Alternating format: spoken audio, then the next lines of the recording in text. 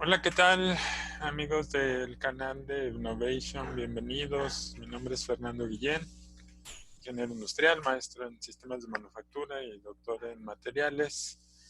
Y además promotor de un concepto que se llama innovación trascendente, que es el concepto que estamos promoviendo en esta serie de charlas con especialistas en diferentes temáticas. Y en esta ocasión tengo el gran gusto y honor, placer de darle la bienvenida a la maestra Gisela Aguilar.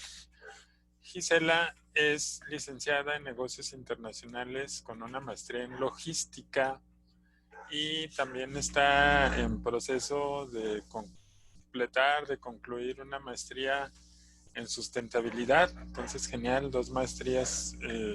Maestra Gisela, bienvenida al Muchas programa. gracias, gracias, Fernando. Buenas noches y, bueno, buenas tardes y muchas gracias por invitarme. Un gusto estar aquí. Sí, muchísimas gracias. En las temáticas, si lo conceptualizamos, innovación trascendente habla de varios ejes de retos o problemáticas de la sociedad. Energía, salud, transporte, educación, alimentación, equidad social. Y en la vertiente de transporte y logística que no hemos abordado en esta sesión, pues estoy muy entusiasmado porque hoy lo vamos a poder tratar, ese tema tan valioso para la Gracias. sociedad como es los sistemas de lo que yo llamaría las mallas de valor, ¿no? O sea, todo lo que fluye en cuanto a bienes y servicios de un lado a otro en la sociedad.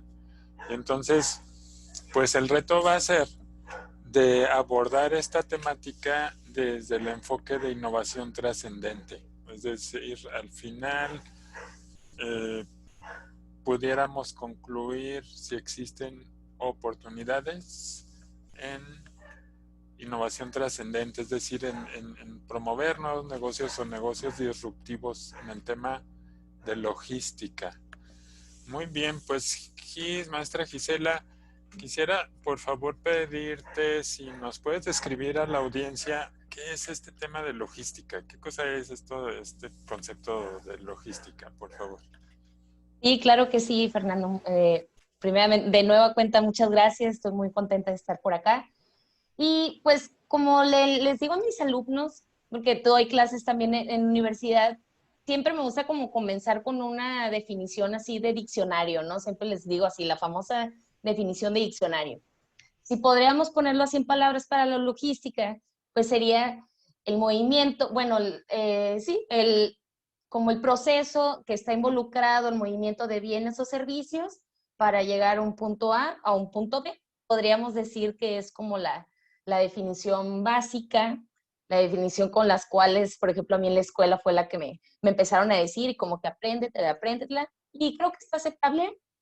Pero la logística es más allá, o sea, siempre nos quedamos con la concepción, con la idea, que es nada más sobre productos, ¿no? Sobre bienes, pero la logística puede ser de personas, puede ser de servicios, que es un sector que está en un auge bastante significativo por muchas cosas, por la disrupción tecnológica que estamos teniendo actualmente. En parte, pues todo este evento que este 2020 ha sido totalmente atípico para todo el mundo, ha conllevado una serie de cambios, ¿no? Entonces la logística es todo aquello que tenemos que hacer para llevar algo a otra persona, ¿no? Llámese un bien, un bien o un producto, un servicio, o hasta tenemos logística de eventos, ¿no? O sea, lo que voy es cualquier cosa que podamos lograr para llevar hacia otras personas y todo lo que viene involucrado detrás. Es como el tras bambalinas, así le llamo yo. Sí, muy bien, pues muchísimas gracias. Y es muy interesante lo que mencionas, Gis, en cuanto a qué significa todos los fenómenos de transporte, digámoslo así, de partículas de cualquier tipo, sean humanos, sean no humanos, bienes, etcétera, ideas, incluso claro. información a lo mejor también entra allí, es decir, todos los flujos, digámoslo así, de valor que se dan de un lado a otro.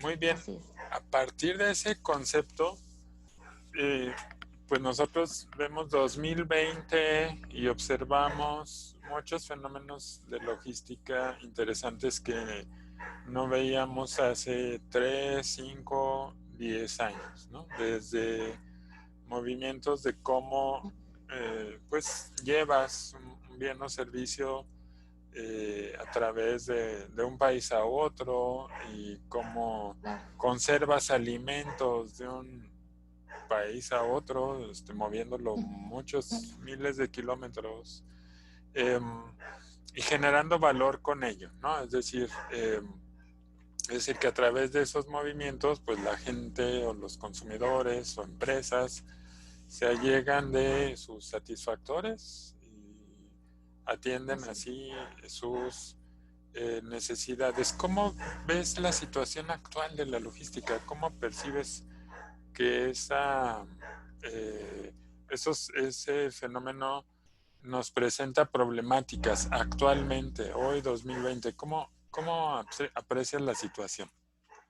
Ay, es una pregunta que me he hecho desde que empezó toda esta cuestión, llamémoslo el año, el año de los más polémicos que hemos tenido, llámese por derivado de la pandemia, obviamente.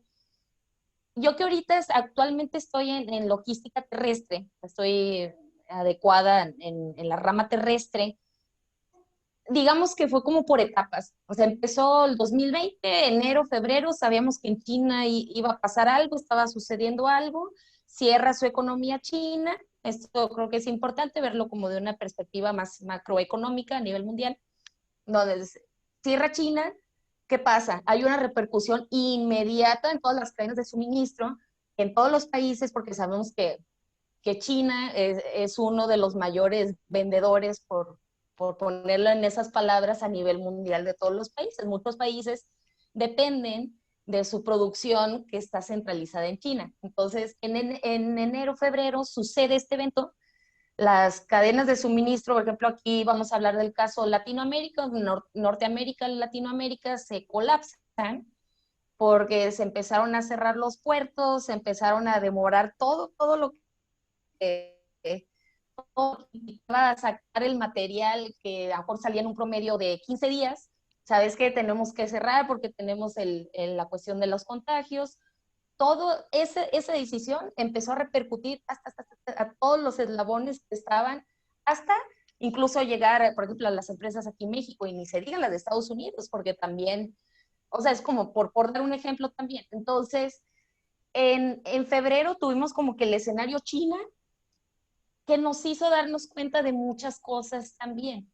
En mi opinión, y también con base en lo que he estado leyendo y viendo de otros analistas, este evento nos hizo darnos cuenta de la dependencia tan grande que tenemos o se tiene hasta el momento de este país asiático, ¿no? Que se reconoce, es destacado por sus costos asequibles, su mano de obra bastante accesible comparada con otras naciones, pero también las empresas empezaron a reflexionar de qué forma no puedo ser tan dependiente, en este caso de China. No digo que sea malo, pero fue como que un balde de agua fría que les cayó a todas a las cadenas de suministro globales, porque ahorita estamos hablando en cuestión globales, que dijeron, a ver, si esto vuelve a pasar, yo no puedo darme el lujo de esperar este tipo de retrasos por un mes o 2 meses. Tengo conocidos que sufrieron estos efectos del retraso que hubo en ese momento en China. Digo, vamos acá en febrero. Obviamente, pues China se mete al rescate, empieza a hacer todas las estrategias que hemos visto, pues el control pues a más de 1.000 millones de habitantes no es nada, que bueno, no fue en general a todo el país, pero a la región más afectada, y pues logran sobrellevarlo. Entonces, ¿qué pasa? China como que o sea, pasa todo el desastre que nos llegó hasta acá, hasta Norteamérica, con los retrasos en producción, obviamente problemas en transporte. Sacar una mercancía de puerto era muy complicado en los meses de febrero, marzo, derivado de pues la saturación que había. En lugar de que llegara un buque semanalmente, pues llegaban dos, o tenían que llegar dos ahí al puerto o más, y eso ocasionaba una evidente saturación. Entonces, ¿qué pasó? Los tiempos de despacho, de importación, hablando de los bienes que venían de China para acá, los despachos de importación se hicieron más lentos y por lo consiguiente los tiempos de entrega fueron más lentos. Entonces, fue una cadena derivada de un evento tan trascendental. A lo mejor en febrero no pensábamos, porque a lo mejor yo lo consulté, me acuerdo, en febrero con colegas, con amigos, y les decía, ¿creen que nos vaya a afectar esto? No, hombre, claro que no nos va a afectar. Ay, pero qué equivocados estábamos. No, este fue el inicio. Ese, bueno, vamos febrero, marzo. ¿Cuándo se recuperan las cosas en China? Más o menos como en abril, mayo, más o menos. Más o menos fueron como la fecha donde dijo, China, reabrimos nuestra economía. ¿Y qué pasa? Me empiezan a tener una recuperación gradual, independientemente de los rebrotes, etcétera, pero empiezan a marchar y van gradualmente, ¿no? Con la recuperación. Pero pues pa pasó algo inevitablemente, no solamente le pegó a Europa, Europa también tuvo su evento, que también a nosotros nos terminó perjudicando por una relación tan estrecha que tenemos con Europa. Europa es nuestro tercer socio comercial, hablando en cuestión de tratados internacionales, tenemos el TLC.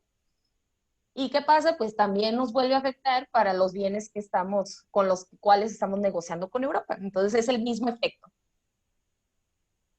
También la misma lección, muchas empresas empezaron a preguntarse, bueno, ¿de qué forma podemos dejar de depender de Europa? Así como vimos el efecto con China. Muchas empresas vieron, sí optaron, pasaron dos cosas.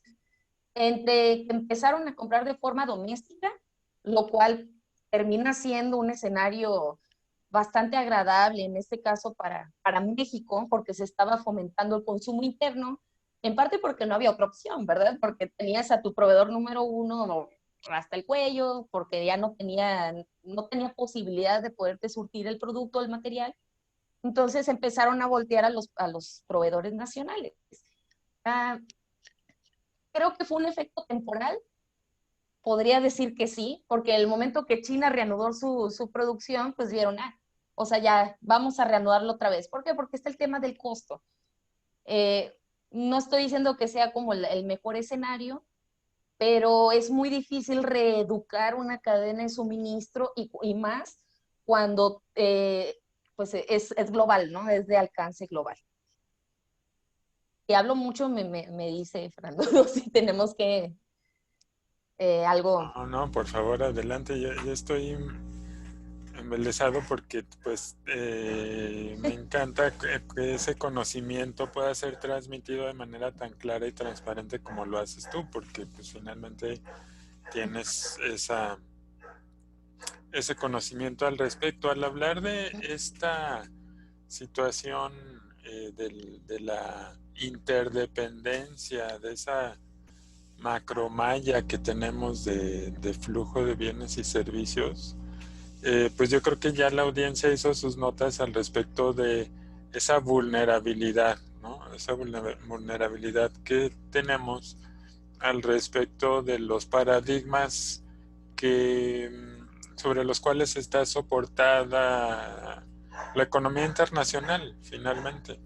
Eh, el hecho de que para poder acceder a bienes y servicios siempre demandes de grandes cadenas, de grandes consorcios, de grandes flujos, etcétera, para precisamente, como bien comenta la maestra Gis, reducir los costos, pues tiene su precio, y su precio es precisamente ese, la vulnerabilidad ante eventos como este, que pues esperaríamos que fueran muy extraños, que fueran una eventualidad, una particularidad en la gráfica, pero al parecer no es así y no será así en el futuro, por lo cual pues nos deja reflexionando, como bien nos comentas, Gis, de qué podríamos hacer, ¿no? ¿Qué podríamos hacer al Claro. respecto? Hay un libro que se llama La Sociedad de Costo Marginal Cero, de Jeremy Rifkin.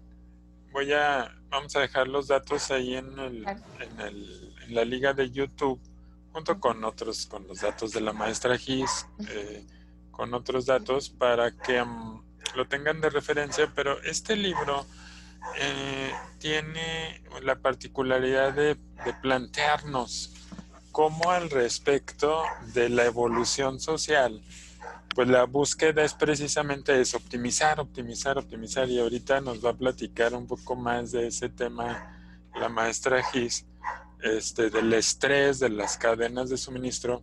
En cuanto a esa optimización, pues puede llevar a Un un colapso. efecto contraproducente, exactamente, Así es. en donde pues prácticamente si ya no hay más que optimizar, las salidas son otros esquemas configurables de cadenas de suministro que pues no se visualizan o no se fomentan por por los intereses convencionales, por decirlo así, pero que deberíamos considerar, deberíamos buscar esas opciones. ¿Qué nos puedes comentar de este tema del estrés de las cadenas de suministro? Ay, ya estamos entrando en un tema polémico, pero necesario. La verdad es que sí, es algo que he venido pensando desde hace tiempo. Y bueno, es curioso, pero como que mi idea central de donde empezó toda esta reflexión fue con la obsesión de los tiempos en la rama del e-commerce, ¿no? Es que hace cuánto, como yo les platicaba a mis estudiantes, hace 2 años tal vez, sí, unos 3 años tal vez, porque luego el tiempo pasa muy rápido y uno pierde la noción de tal. A lo mejor hace unos 3 años, obtener un bien, un producto que comprábamos por internet, pues tardaba normalmente una semana o 2 semanas, a lo mucho. Y la cuestión es que era normal. Era normal porque así estaba configurada la cadena de suministro de ese tipo de empresas en ese entonces. También el auge del e-commerce. Voy a hablar un poquito del e-commerce, pero para conectarlo también al punto que queremos llegar. Eh, a lo mejor Amazon hace 5 años, vamos a mejor con 5 años para no fallarle, pues eran unos tiempos de entrega de 2 semanas, lo cual a nosotros nos parecía bastante normal, pero empieza esa necesidad de las empresas, como usted lo comentó, Fernando, incluso unos intereses de algunas personas, ¿cómo podemos lograr enganchar a más audiencia? ¿No? Es como mera cuestión de cómo puedo obtener más clientes. Ah, ya sé, vamos a hacer las entregas más cortas. Ok, entonces empezaron a reducirlo a lo mejor de 2 semanas o semana y media a una semana. Entonces, ¿sabes qué? Ya no me va a llegar en 2 semanas, me va a llegar en una semana. Estoy hablando todavía del sector e-commerce, donde el último eslabón pues es el cliente final, nosotros. Entonces, todavía era normal, pero ¿qué pasa? No, empezó una carrera que no sé honestamente cómo comenzó, que empezaron a asumir que el cliente quería lo más rápido posible todo, porque estaba el sector retail, que todavía el sector en físico, que uno va a la tienda y pues uno lo puede obtener ahí. Entonces se intentó, tal vez ese sería como el argumento, como similar o simular, mejor dicho, que yo puedo comprar en línea y me puede llegar casi inmediatamente que si yo voy a la tienda y lo compro, ¿no? Y empezó la carrera, llega Amazon, podría ser el pionero en esto de cómo puedo hacer todavía más cortos los tiempos de entrega. Entonces pasamos de una semana, o bueno, de 2 semanas a 2 días, o incluso un día. Y si vamos a Amazon, Estados Unidos, se pueden entregar en el mismo día, en horas. Entonces, nosotros como clientes podríamos decir, como a ese último eslabón del suministro que busca sentirse satisfecho por aquel servicio o bien que adquirió, nos hicieron creer que pues entre más rápido llegaba, pues eso era lo que estaba bien. Y tal vez sí, y tal vez sí, porque tampoco hoy en día esperar una semana por algo que al menos está aquí nacional, o incluso de Estados Unidos, creo que hasta los tiempos de entrega de Estados Unidos son mucho más cortos ahora. Ah, pues no vamos a tener esa misma paciencia. No todos, ¿verdad? O sea, no quiero generalizar también. Entonces, ¿qué ocasiona esto? Esta es una causa que tiene un efecto que no todos están viendo, lo que es precisamente lo que está usted comentando, forzar las cadenas de suministro. ¿Por qué? Porque si estamos hablando que es uno de los retos no solamente del 2020, sino del siglo, y yo lo podría ver así, en cuestión de logística, que es la última milla, para ponerlo así como en contexto muy general, la última milla es ese camioncito de Amazon que sale del centro de distribución y va a entregar nuestro paquete en casa. Es decir, todas las camionetitas blancas esas que vemos, me gusta ponerlo así como en ejemplo. ¿Y qué representa eso?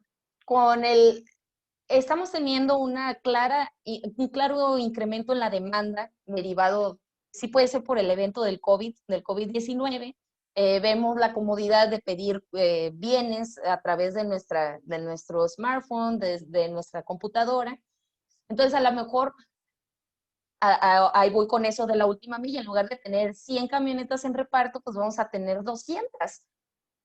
Uno puede decir, pues qué bueno que tengan más opciones. Pues sí, pero lo único que estás haciendo es, estás estresando más, no solamente la cadena de suministro por tener una mayor cantidad de flotilla, la cual tienes que administrar, que es un costo mayor, hablando desde una perspectiva de la empresa, porque también cuesta. También pueden ponernos como que el envío es gratis, pero en realidad no es gratis, es un costo que están hasta, o sea, no lo están absorbiendo como tal, pero no es gratis del todo, porque hay otra cuestión. Si tienes en lugar de 100 camiones o 100 camionetitas, bueno, si también tienes más camionetitas, naturalmente hay más camiones, porque hay más producto que transportar, porque la demanda aumenta, o sea, es como una cadena, es un efecto, es un círculo vicioso, no lo voy a decir virtuoso, sino vicioso como tal. Entonces, en lugar de tener 100 camionetitas, hablando de la última milla, tienes 200, y todas ese 100% extra, pues también son emisiones de dióxido de carbono, eh, más tráfico, o sea, todo eso viene a repercutir en un aspecto que al final de cuentas lo está pagando el medio ambiente. Si vemos en estudios, en revisión de la literatura, porque eso me tocó, tuve la oportunidad y ya empezó como que mi pasión por esta cuestión de la cadena de suministro verde. eh, hay un costo, efectivamente hay un costo y naturalmente las empresas no lo pagan y tampoco el cliente, pero el único que sí lo paga es el medio ambiente. Entonces se transfiere ese costo al medio ambiente. Entonces ahora tenemos una sociedad con más autos encargándose o vehículos encargándose de la última milla. Si bien hay alternativas como la transición a los recursos, a las energías renovables, de hecho el mismo Amazon hizo una compra en Amazon Canadá de una flotilla de camiones eléctricos con baterías eléctricas, que sí, obviamente va a tener un cambio, se espera significativo, sin embargo, la raíz es otra, porque si sigues expandiendo el crecimiento, estamos ahorita hablando del e-commerce, ¿cómo vas a combatir de una forma que no le esté impactando tanto al medio ambiente? No vas a cambiar tu flotilla entera a nivel mundial. O sea, eso hablando con certeza no va a ser así. Creo que esta compra que hicieron, y de hecho la festejaron con bombos y platillos, creo que compraron como 10 o 20 camiones con baterías eléctricas. Entonces, todo esto tiene una repercusión que todavía no lo quieren ver. Me refiero con las organizaciones, porque sí, está todo este plan de la responsabilidad social corporativa, donde yo empresa estoy siendo muy responsable con mis acciones, no solo para no afectarte a ti consumidor, sino al medio ambiente, pero hay un área de oportunidad enorme en todo esto del control de las emisiones, saber qué tan contaminante yo como empresa estoy siendo, uh, y cómo puedo mejorarlo también. porque también hay cuestiones hasta legislativas, un tanto de incentivos gubernamentales que pueden faltar más en unas naciones que en otras.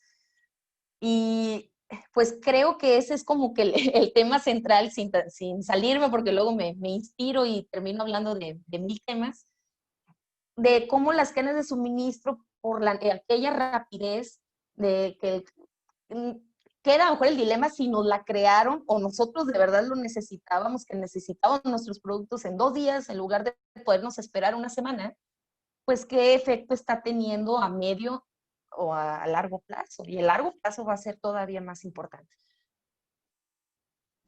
Sí. Interesante esta reflexión que nos das y como bien dices, es un tema muy álgido, muy crítico, muy Sí. delicado, pero es muy importante que se aborde porque normalmente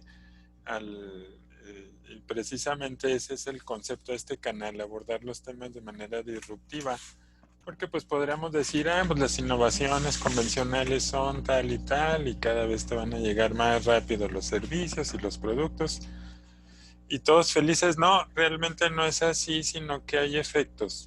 Hay Claro. efectos sistémicos de las diferentes acciones. Mm. Cuando hablabas tú, me transporté, o bueno, asocié los diferentes elementos que muy bien describiste en cuanto al hecho de que si tú agilizas procesos de transporte, pues efectivamente tienes un mayor consumo de energía, tienes un tema de consumo energético mayor. Eh, el asunto de la dependencia de los hidrocarburos, pues eso va para largo, Claro. todavía por muchos años. Muchos años. Y el efecto en el medio ambiente, entonces, el efecto en el medio ambiente y la huella de carbono, que significa el, cualquier producto, es decir, cualquier producto, eso está muy padre, el hecho de que tengas un vaso de plástico, un libro, una computadora, cada uno de ellos cargan en sí mismo una especie de karma, por decirlo así. Yo ya no estoy mucho en la onda del esoterismo, ya no comulgo con eso, pero pues cargan esa losa, por decirlo así, de cómo llegó a ti ese producto, independiente, correlacionado con los materiales, producción y todo ello, pero también la logística. Qué padre, qué interesante es esa reflexión que nos haces, Gis, y yo creo que nos movió a todos el tapete en esos temas de qué es lo que se puede, pues, Hacer reflexionar al al respecto respecto también. y hacer totalmente al respecto. Que nos mueve entonces al futuro, Gis. ¿Cómo ves el futuro en 5 o 10 años al respecto de cadenas de suministro? Y para empezarle a pensar un poco Claro. en ese tema, te doy chance y un respiro en cuanto a que hablemos de la cadena de suministro del café orgánico, ¿no? Yo hace años, y bueno, por también los temas en donde estoy trabajando, hay varios proyectos, algunos proyectos de agroindustria, Wow. y entonces el tema del café es muy interesante porque eh, hay varios estudios, no muchos, pero sí hay algunos estudios eh, de cierta confiabilidad que te describen la cadena del valor, por ejemplo, de ese café que las personas, yo no, pero algunas personas van a una cadena, ¿no? A Starbucks o a alguna de estas cadenas y tú Sí. tienes ahí un café, ¿no? Eh, y pagas una X cantidad, 40, 50, 60, 70 pesos por 350 mililitros de café. De ese café, si al momento de estártelo tomando, algunas que otras personas pueden pensar, bueno, ¿qué tanto de eso que yo pagué le llegó al que lo produjo? Al que se fletó de separar los granos y de tostar a la familia, que es el productor o productora y con su familia haciéndolo y todo, que va y entrega los costales a alguien más. Y de ahí empieza una cadena. ¿Qué tanto le llega a él? ¿Qué tanto participa él de esa cadena de suministro? Es una pregunta muy cruda, por decirlo así, porque pues la respuesta es muy poco. Eso es todo lo que podemos decir. O Así sea, es. la proporción es ínfima respecto de lo que todos los demás en esa cadena se benefician, y que es logística, y que es problemática de logística y paradigma de logística. ¿Qué nos espera en el futuro? Es decir, ¿qué podremos esperar, Gis? Ay, yo tengo una frase que quiero, o sea, no todo tampoco es como desalentador y acá pesimista, porque también vienen grandes oportunidades derivadas de todos estos eventos. Se tiene que resaltar de este año tan atípico que le vamos a llamar el año del COVID, que viene del año 19, ¿no? Entonces no sé si se va también creo que nos va a pegar un poco también en el 21, pero la lección al menos en tema de cadena de suministro es cómo podemos ser más digitales y cómo podemos ser más verdes. Yo siempre, bueno, no siempre, tengo poco diciendo que el futuro viene verde y viene digital también. Así creo que esa frase va a aplicarse en las cadenas de suministro. Tenemos, unos autores podrán decir que es como muy polémico, pero creo que nos va a ayudar la cuestión de la industria 4.0, que vienen bastantes tecnologías, desde el almacenamiento de la nube, que si bien no es algo tan nuevo, pues sale en el 2011 al mundo para presentarse como una de las tecnologías que forman parte de la industria 4.0, entre la manufactura aditiva, la impresión 3D, cuestiones que salen como en un paquete y dicen, ok, bueno, el blockchain, el Internet de las Cosas, el Big Data, todo ese conjunto de tecnologías que vienen a decir, Alemania puso el ejemplo, dijeron, miren, nosotros presentamos esta iniciativa que se llama Industria 4.0, con la cual nosotros proyectamos o percibimos que podemos mejorar el movimiento, no solamente, pues sí, en realidad es de las cadenas de suministro en general. ¿Por qué? Porque está la creación de los robots, la automatización de muchas cadenas de suministro a nivel, regularmente a nivel global porque son de empresas transnacionales que tienen presencia en diferentes países. Y eso trae ventajas y a lo mejor no tiene otras áreas de oportunidad, podemos llamarlo de esa manera, pero va a tener ventajas también, porque una de las necesidades que se han visto a lo largo de los años y que van a ser más presentes hoy que estamos como tan conectados, que es un mundo hiperconectado, pues es precisamente la visibilidad de la cadena de suministro. Antes era muy complejo llevar como el control hablando de cadenas globales, pues sí, a lo mejor uno podía agarrar el teléfono y tal vez te contestaban, hablando como desde cómo comenzó, ¿no? La evolución de llevar la trazabilidad de tu cadena de suministro. Pero ¿qué pasa? Se empieza a hacer como obsoleto, luego llega el email, ya empieza uno a mandar emails y a lo mejor si el proveedor lo tienes en Asia, pues te va a responder en ciertas horas y luego pasaba así, no, es que tenemos que trabajar a tales horas, pues para poder coincidir y que me pueda dar razón de lo que necesito saber de mi operación.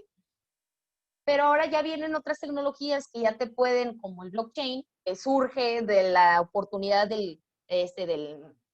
para llevar la rastreabilidad del Bitcoin, ven que puede ser muy útil para adaptarse en, ok, aquí también tenemos eslabones en la cadena de suministro para saber las características de mi operación como tal. Y algo muy importante que blockchain busca, así como en términos muy generales, pues es que no sea modificada. ¿En qué me refiero? Que si no todos, si tenemos 10 participantes en la cadena de suministro, si se tiene que hacer una modificación, las otras 9 partes tienen que estar de acuerdo. ¿Para qué? para evitar posibles errores. Ese es el resumen de la visibilidad de la cadena de suministro. Creo que el blockchain, si bien es una inversión, esa podría ser como una limitante ahorita, porque también está como que en su curva de adaptación, podría llamarse así, de adaptación de la tecnología, en cuestiones tecnológicas. Tarde que temprano va a ir como siendo cada vez más accesible, no solamente para las empresas grandes. Por ejemplo, Walmart es un caso muy, muy sonado, que implementó blockchain, sabemos que tiene una cadena de suministro global, y dijo, yo necesito saber el registro, porque le hizo en su cadena en frío, es decir, para las verduras, los vegetales, las frutas, para saber, ok, cuáles son las características de este producto que yo estoy comprando, de dónde viene, hacia dónde va, en dónde está ahorita y cómo poderlo ver en tiempo real.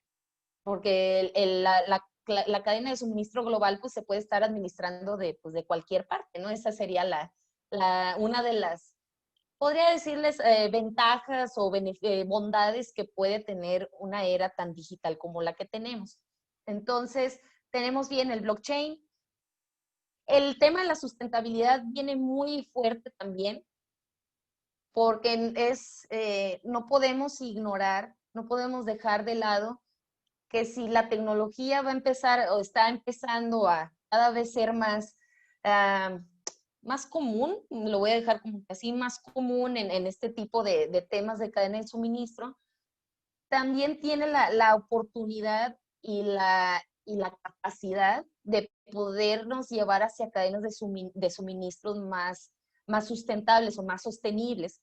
También con el sostenible, no solamente podríamos hablar de qué tanto reciclo, ¿no? Porque también eso es algo que yo les aclaro a mis alumnos cuando escuchan del término sustentabilidad y me dicen, pero ¿se refiere al reciclaje? Les digo, no solamente, les digo, puede abarcar muchísimas cosas más, hasta en una parte de la cadena de suministro que a lo mejor no se estudia tanto, y esto voy a ahorita contarlo rápidamente porque de cómo el recurso humano, que también va en parte, como lo que comenta usted, Fernando, con la cadena de suministro de café, esa parte del recurso humano, en qué condiciones se está trabajando, no, en parte es porque no están volteando a ese sector de ver en qué condiciones están los proveedores para ese tipo de producto especialmente, y también porque no hay visibilidad. O sea, hay una falta de visibilidad bastante clara o muy fuerte, mejor dicho, de en qué condiciones están trabajando los que se encargan de la materia prima y mega prima, ¿no? Entonces, eh, el blockchain viene también a llevarnos hacia una transición un poco más sostenible, porque una cadena sostenible no solamente qué tan ecológico soy, sino que en qué condiciones y que se busca que tan justo sea que las partes que están involucradas en esta cadena estén trabajando. De ahí también surgen conceptos como muy derivados de esto, como el comercio justo o el fair trade, donde hay empresas que pueden darte pie y seña en qué condiciones trabajan estas personas y que cada vez, afortunadamente, creo que va a ser un poco más progresivo, los consumidores están empezando a voltear a ese tipo de empresas, están diciendo, esta empresa sí está preocupada por el trato de los integrantes de la cadena de suministro y que se estén haciendo en condiciones justas. Eh, ¿Y por qué dije que ahorita platicaba? Porque es un área de oportunidad y concuerdo también con lo que estaba comentando usted, porque cuando estaba haciendo la maestría en cadena de suministro verde, platicaba con una muy buena maestra y colega que me decía, es que nadie está volteando al recurso humano, que también es parte de la cadena de suministro. Es decir, en qué condiciones están laborando y están efectuando la parte que les toca, pues para llegar a un eslabón final, que es el cliente. Repito, no todos son tragedias, al contrario, a lo que voy con esto es que puede haber una mayor visibilidad con estas tecnologías que nos pueda dar una pauta más clara en qué condiciones estamos contratando los servicios, y yo soy como que a un lado de ese proveedor, de ese que recoge pues el producto de la tierra literalmente, para otorgar una mayor transparencia.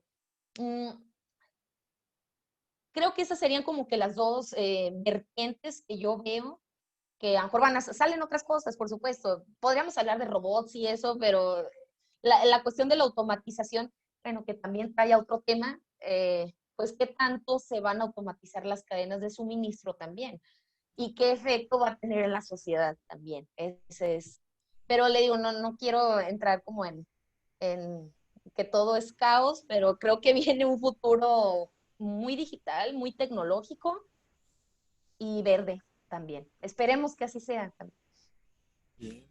Pues muchísimas gracias por esa reflexión al respecto del futuro de las cadenas de suministro. Realmente el tema, entonces, si lo pudimos interpretar adecuadamente, el tema de blockchain para trazabilidad, rastreabilidad de los Sí, diferentes elementos de la cadena de suministro y el aspecto de sustentabilidad de amplio espectro. De amplio claro, espectro, y creo que estamos muy de acuerdo en que ese amplio espectro no significa el solamente hacer penitencia, por decirlo así, pues voy a plantar un montón de arbolitos porque ya contaminé por otro lado lo que hice, sino, voy a contratar 10 vehículos eléctricos, pero tengo millones literalmente y con una contaminando de lo lindo a lo largo y ancho del planeta. Entonces, más bien es revisarlo de manera integral. claro. Y pues nos quedamos con esos dos elementos. Y ahora sí vendría el cuestionamiento y totalmente de acuerdo en lo que bien comentas, Gis. Al momento de plantear toda esta problemática no es para restregarnos y decir, uy, pues ya se viene el fin del mundo y todo esto, sino que esos retos los abordemos con inteligencia, con Así es. análisis y con entusiasmo. Entonces vienen esos retos, ¿qué podemos hacer? Entonces es la pregunta con la que arrancamos el programa, que es, ¿existen oportunidades? Es decir, es una pregunta, ¿existen oportunidades en logística, en cadena de suministro, como para crear negocios nuevos? Nuevos me refiero a realmente disruptivos, innovadores, ya que hablamos de las mallas y cadenas y la cadena del café y el blockchain y todo esto. Hay oportunidades para jóvenes como tú, muy jóvenes, emprendedoras, emprendedores, que puedan identificar y crear negocios al respecto. ¿Cómo lo ves, Sí, Gis? sí, no, por supuesto, la respuesta es sí, sí los existen porque estamos en un mercado altamente cambiante. Lo que antes era lo que hace 2 años era como en tendencia, ya no lo es tanto, incluso ya está un tanto obsoleto, me refiero en ciertas cosas.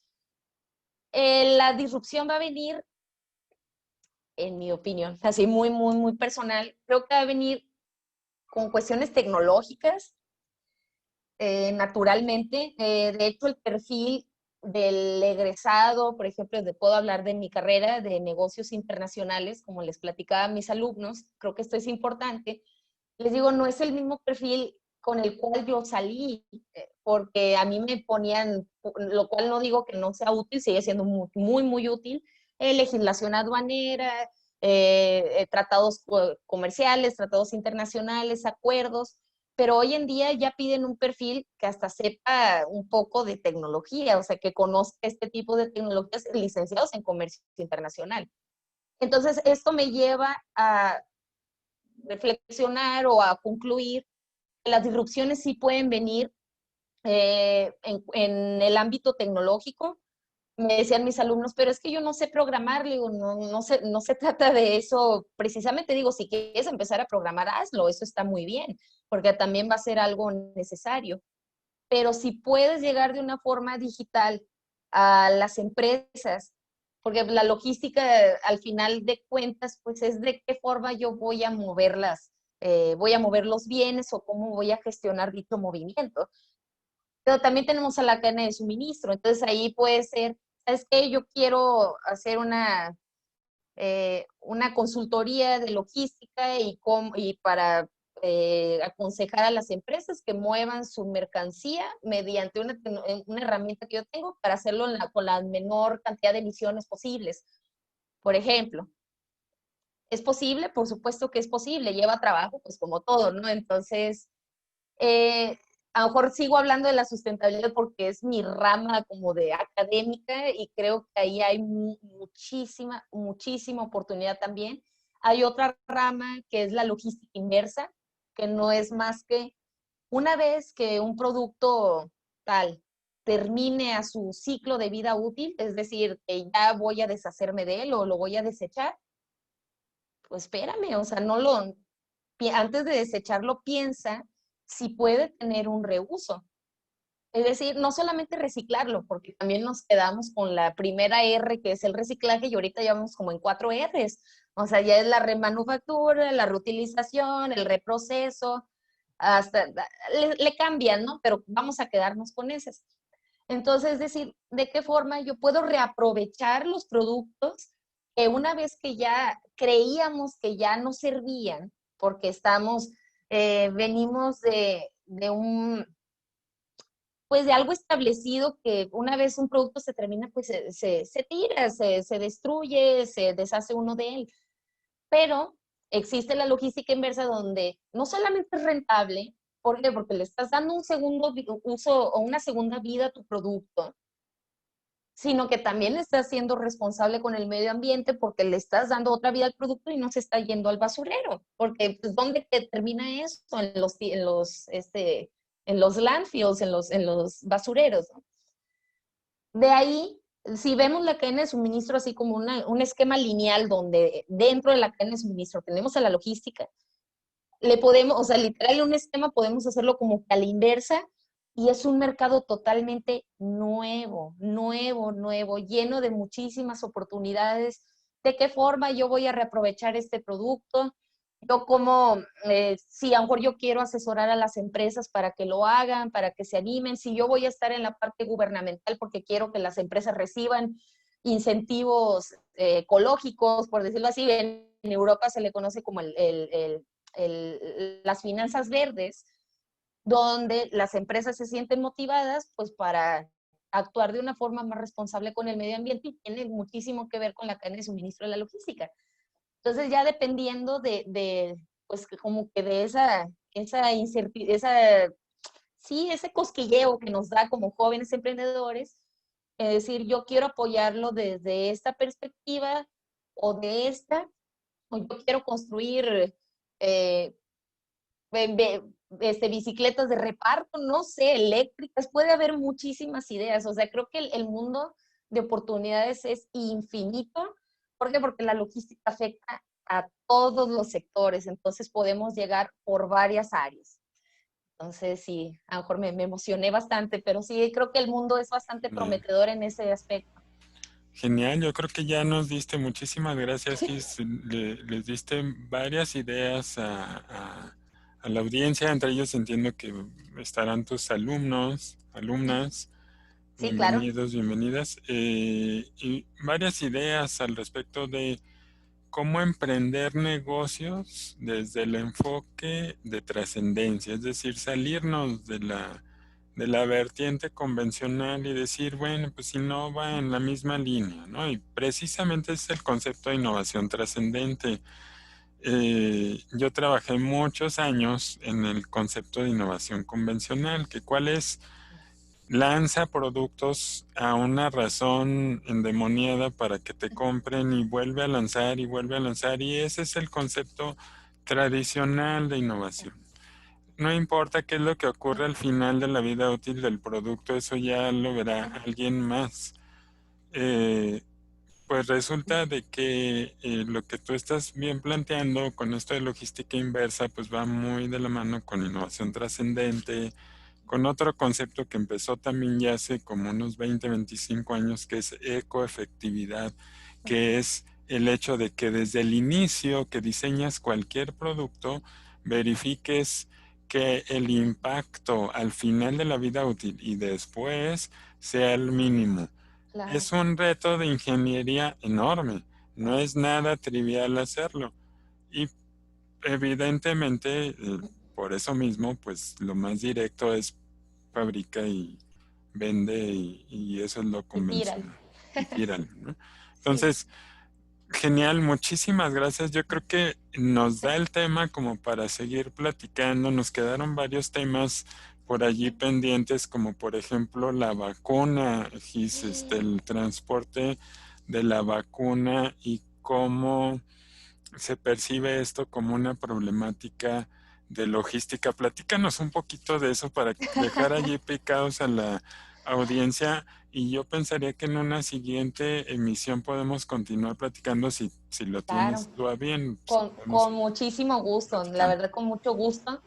A veces digo, espero no soltarme hablando, pero es un tema que tiene muchísimas vertientes. Apasionante, Sí, apasionante. es muy bueno. De hecho, lo de la cuestión de la vacuna es que empecé con el calendario, entonces me quedé como en mayo, entonces ya no le seguí con lo que sucedió de la problemática del transporte. Entonces, eh, hace como 3 días dijo Pfizer, la efectividad de la vacuna va a ser como el 90%. Okay. Eso viene un poco a alentar los mercados, etcétera. Pero ya se sabía, de hecho hubo varios analistas, varios expertos, tanto doctores, todos los involucrados en la materia. Pues, en resumen, digo, no es mi rama la medicina, pero hay 3 tipos de vacunas, o son 3 candidatos las que están ahí más fuertes.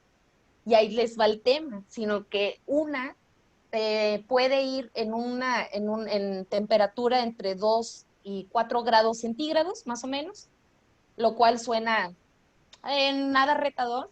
Digamos que la segunda vacuna o el segundo tipo de vacuna debe de ir a menos 20 grados centígrados y el tercer tipo se pronostica o que se vaticina pues que vaya entre menos 70 y menos 80 grados centígrados.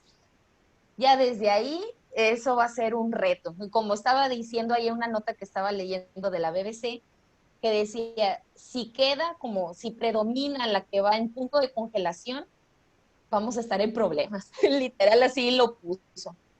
¿Por qué? Porque podemos llegar a muchos rincones de forma rápida, entre comillas, pero donde hay infraestructura, donde hay pistas aéreas, donde hay puertos, donde puedan llegar tantos buques, aviones y camiones, pero va a haber rincones que ahí va a estar el reto de cómo voy a llevar 10 millones de dosis, porque es lo que se está pronosticando, o sea, 10,000 millones de dosis para llevar, y no va a ser en un mes. O sea, la distribución de esta vacuna va a ser mínimo de unos 6 meses, es lo que están estimando. Ya entraron varias empresas grandes, FedEx, que tienen la infraestructura, que incluso estaban diseñando como unas tipo mochilas, como con hieleras, llamémoslo así, como con hieleras que puedan aguantar, estén adecuadas para aguantar a puntos de congelación. Entonces es algo que tienen ahorita, como decía en un panel que estaba viendo, que ya vamos hasta un poco tarde, o sea, ya con lo que sabemos que se nos va a venir.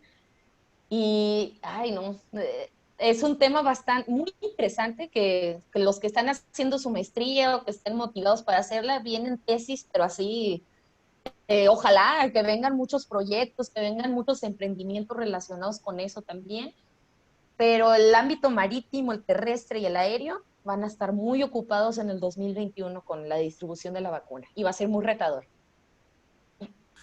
Genial, genial. Pues bueno, ese fue el cierre para que sea un cierre así, Ah, digámoslo así, bien, bien pegador para la audiencia. Te agradezco muchísimo, Gis, te agradezco de corazón el que hayas accedido a participar en esta sesión. Ha sido una plática muy, muy enriquecedora para mí, he aprendido mucho.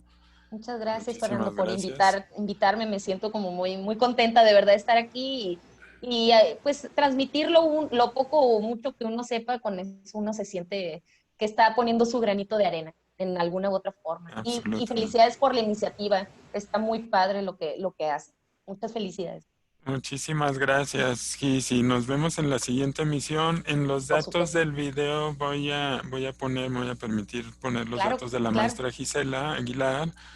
su correo, su perfil en resumen para posteriores contactos, quienes tengan algunas inquietudes adicionales, consultas, pues que lo hagan, que se sientan libres de contactar a la Claro, con maestra mucho Gis. gusto, Muchísimas con mucho gracias, gusto. Gis. Entonces estamos Muchas terminando gracias, Fernando. esta misión. Sí. Hasta luego. Muchas gracias.